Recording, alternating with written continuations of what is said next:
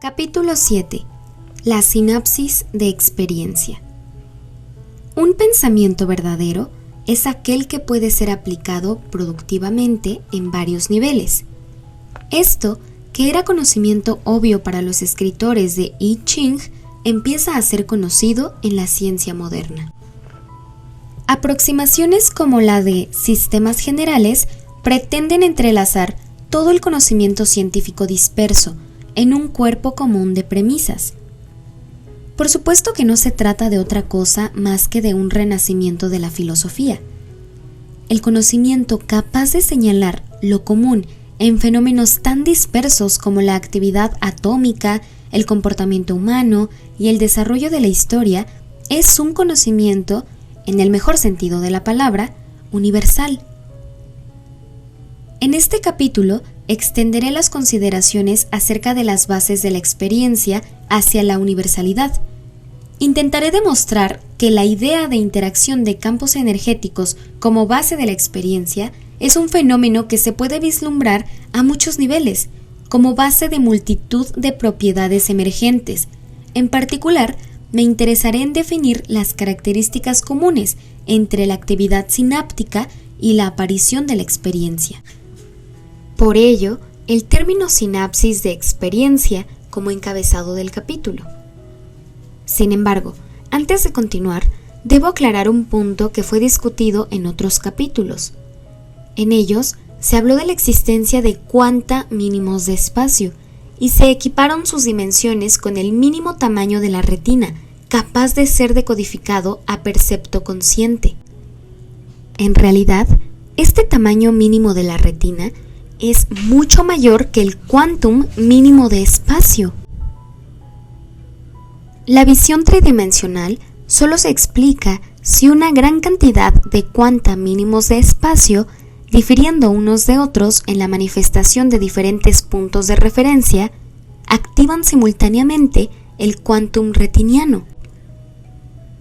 Esto es lo mismo a nivel holográfico, el cual es el registro bidimensional simultáneo de infinidad de diferentes, en puntos de referencia, cuanta mínimos de espacio. La visión de todos estos cuanta se desarrolla en la visión tridimensional, holográfica, de un objeto cualquiera. Cada punto del holograma contiene la información global y al mismo tiempo el conjunto de puntos da lugar a una imagen unitaria, pero con el añadido de una dimensión. La bidimensionalidad se transforma en tridimensional. En la retina sucede lo mismo, y también en la sociedad. En esta última, un conjunto de elementos conscientes, cada quien desde distinto punto de referencia, da lugar a un organismo social con un mayor grado de funcionamiento multidimensional que cualquiera de sus elementos. Una vez aclarado lo anterior, podemos continuar con el concepto de sinapsis de experiencia. Ya en este nivel, es posible considerar a la aparición de la experiencia como un fenómeno cuántico. Se requiere un número suficiente de interacciones neuronales y al mismo tiempo un desarrollo suficientemente inclusivo de información lógica para dar lugar a la conciencia. Solo hasta que se desarrolla un campo neuronal de la suficiente complejidad y los circuitos convergentes de los niveles jerárquicos más inclusivos desarrollan un patrón lógico que contiene al todo. Aparece la experiencia consciente. Esto es, como un vaso que se llena poco a poco de agua hasta que en su límite máximo se desborda en el espacio. Siguiendo con la analogía, en el momento en el que el agua sale del vaso, se pone en contacto con un universo localizado fuera de su contenedor vítreo. De la misma forma, la estructura del cerebro desarrolla un campo energético que al alcanzar cierta complejidad se expande en el espacio. La experiencia adquiere su carácter cuando el producto de la actividad neuronal se pone en contacto con la organización del espacio. Es precisamente este contacto al que denomino sinapsis de experiencia.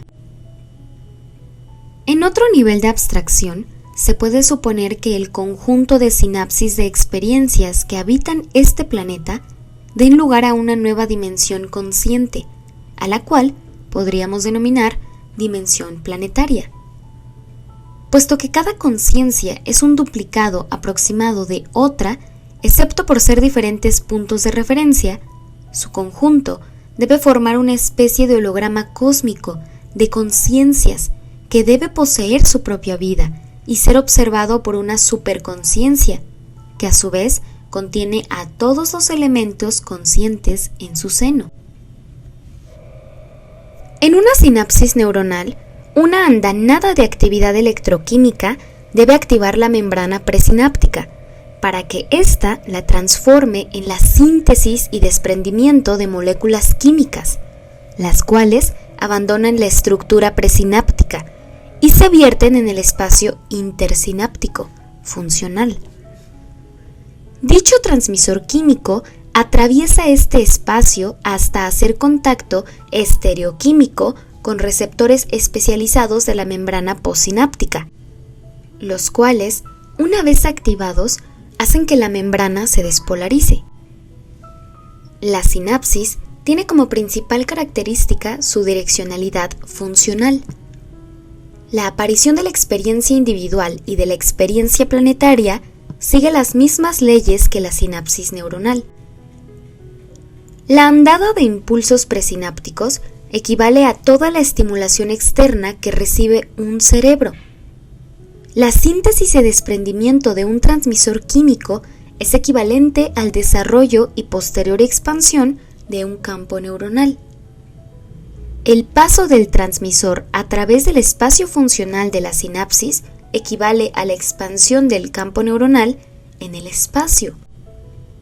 Por último, el contacto estereoquímico entre el transmisor químico y los receptores postsinápticos es similar a la interacción del campo neuronal organizado morfológicamente con la organización energética del espacio. Por lo anterior, la sinapsis neuronal es un modelo de la sinapsis de experiencia y viceversa. En una se crea una despolarización energética y en otra una experiencia consciente. Es concebible suponer que para aparecer la experiencia requiera de una complejidad del campo neuronal suficiente para establecer un contacto clave con la parte afín de la organización del espacio. Quizás por ello existan diferentes niveles de experiencia. Cada uno sería un diferente contacto. Lo que el cerebro añade a la organización del espacio es la direccionalidad. Esta es también la responsable de la aparición del tiempo fenomenológico, puesto que ambos principios, la creación de un campo neuronal en interacción con la organización del espacio y el desarrollo de la lógica inclusiva, son las bases de la experiencia consciente. Es necesario modificar algunas viejas ideas acerca del funcionamiento cerebral. Así, desde que Müller lo mencionó hasta nuestros días, se considera que el proceso responsable de la aparición de cualidades sensoriales es la activación de una estructura final y central en el cerebro. La corteza cerebral es un candidato. La doctrina de Müller, según la cual el lugar final de activación es el responsable de la cualidad sensorial, debe extenderse hacia la interacción de campos energéticos en el espacio. El responsable de la cualidad sensorial sería, así, la particular interacción energético-morfológica que determinadas porciones del campo neuronal realizan con la organización del espacio. La idea de una sinapsis de experiencia avala lo anterior con un añadido. En un cuerpo neuronal cualquiera se realizan docenas de sinapsis, las cuales se localizan en diferentes porciones de las arborizaciones dendríticas y del soma neuronal. De la misma forma, es concebible suponer que un solo campo neuronal se conecte en diferentes porciones de su extensión con distintas organizaciones energéticas del espacio. Alguna diferencia en la morfología y en la organización de tales interacciones debe relacionarse con las cualitativamente diferenciadas experiencias sensoriales. La cualidad de la experiencia dependería del lugar final de interacción energética y no solamente del lugar final de activación de tejido cerebral. Por otro lado, la lógica convergente de inclusión no solo es base fundamental del arribo de la conciencia, sino de procesos cerebrales, tales como los de materialización del espacio. En el próximo capítulo discutiremos este último punto. Muchísimas gracias por quedarte a escuchar este capítulo de este fascinante libro. La verdad es que a mí me encantó la analogía que hizo el maestro Greenberg con la sinapsis neuronal y el modelo de la sinapsis de la experiencia. Está súper interesante porque justamente aquí podemos ver algo bien bonito, ¿no? Como es adentro, es afuera. Ley de correspondencia. Y aquí ya podemos empezar a integrar muchos conocimientos. Pero bueno, espero que les haya gustado. Les mando un fuerte abrazo. Muchísimas gracias por quedarse a escuchar y nos vemos en el siguiente capítulo. Que estén muy bien. Bye.